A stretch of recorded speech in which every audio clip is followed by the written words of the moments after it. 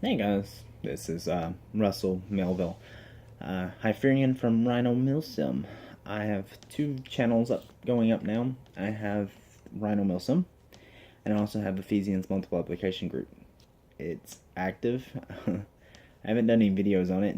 Should be the first one on there, but I wanted to do a very quick video. It's nothing like anything else. I was been recently on YouTube, and some guys were talking about the reason they carry a firearm every day. Well, I thought I'd share an incident. Well, I live an hour north of Atlanta and an hour south of Chattanooga off of I-75. There's a lot of farmland where I live. Well, this was in October, probably the second or third week in October. It was before Halloween that year. I was I was 17 or 18 years old when I was driving home one night. Well, I wasn't driving home. I was driving a friend home from work that night. It was after midnight. This road is somewhat heavily traveled during the daytime, and at night, no one drives it unless you live off of it. No one drives it. It's not even used by truckers at night. Um, it's a major road. It's not a minor road. It's a pretty major road. Um, and two vehicles, one is one truck and no, they're both trucks. Sorry. One like a big heavy duty souped up F-150 or above, something like that. It's probably, I think it was a Chevy. I'm not sure. And a small light Ford Ranger kind of car. Small truck.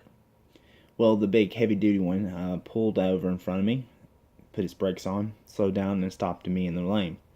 Tried to get around him. I sat there for a moment because I didn't know if they were trying to turn. I didn't see a blinker, and there was a road about 2-3 feet from them.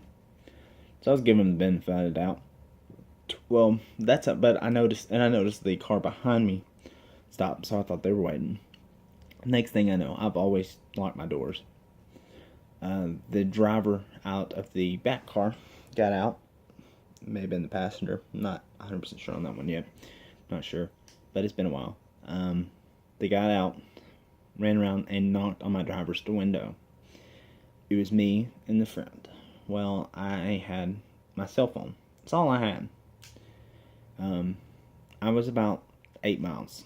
No, it wasn't about 8 miles. I was about 6 miles from the police department outside their jurisdiction. But the county is about 10 miles from where I was, the county department headquarters.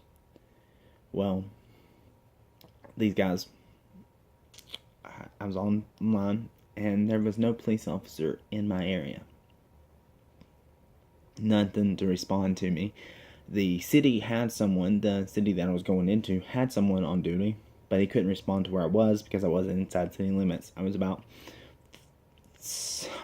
5 miles out of the city limit. Was on the phone. They had me on dispatch. And somehow, a car was coming towards us. I was on the phone, so I'm sure, and they knew I was on the phone. Because when the guy knocked me on the window, I was grabbing my phone. He saw me grab my phone. I called 911. And I guess by that time they saw the car, so they took off. So I'm driving down the road. And they try to do it again. I'm able to maneuver myself, get myself around, get myself set up, where I'm in a situation where I'm better off. With these guys were persistent. And eventually I got into the city. And by that time, the road comes into a T shape. You can make a left, you can make a right. And then as soon as you make a left, you can take a right and get to I-75. Well, they both decide to take the left to go off towards I-75. The city officer blue lights me. He follows me for a little bit. I'm telling the lady on dispatch that I have an officer behind me. He hasn't blue lighted me yet, but he's an officer of the city. And she says, okay. And she said, tell me when they blue light. Get ready. Wait until they blue light you and pull you over and act like it's a normal stop and tell them what's going on. That they should already be notified. Well, I was pulled over. Wasn't speeding, wasn't doing anything. I stopped in a gas station that's there. He interrogated me and asked, well, he didn't interrogate me. He asked me what went on. That's my friend. We told him. He said, well, I'm sorry, there's nothing we can do. And I gave a description of the vehicle. And he says, there's just, we are not able to, we weren't there. The cars broke off before I could get them. And before I can get any information out of you. But I was given a description of the vehicles to dispatch. But still, there was 2 of them, 1 police officer, 1 car. Sunday night, the next day, I go back to work the haunted maze.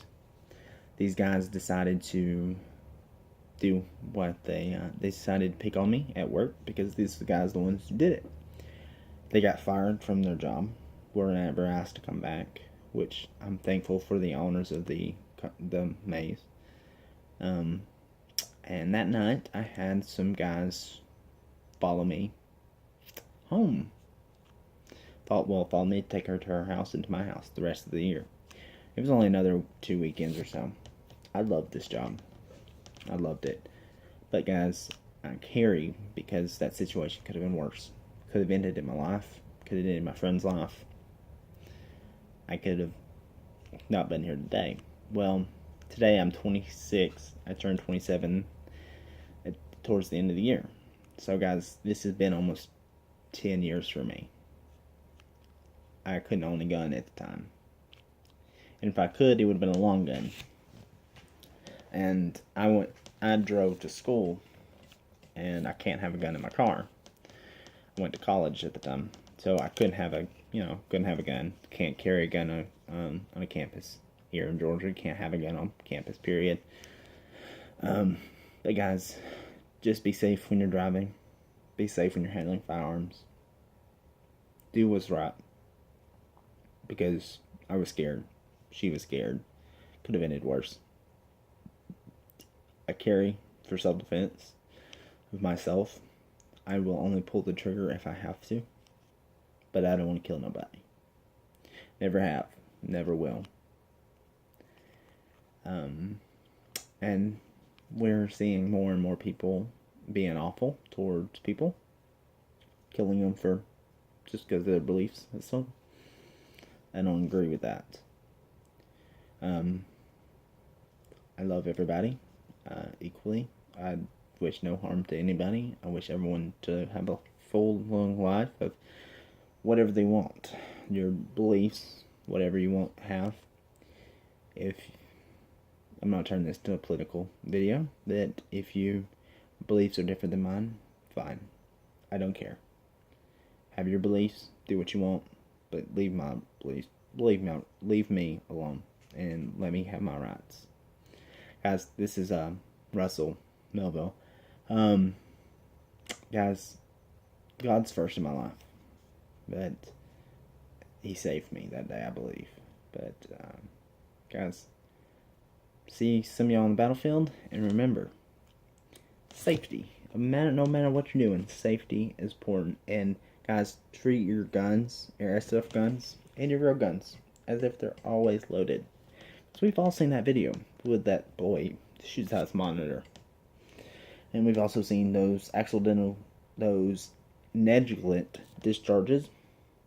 A lot of people are playing their guns. We've seen videos. There's people even drawing out their finger on the trigger. So watch it. Be careful, guys. Follow the rules. And God bless, and God bless America.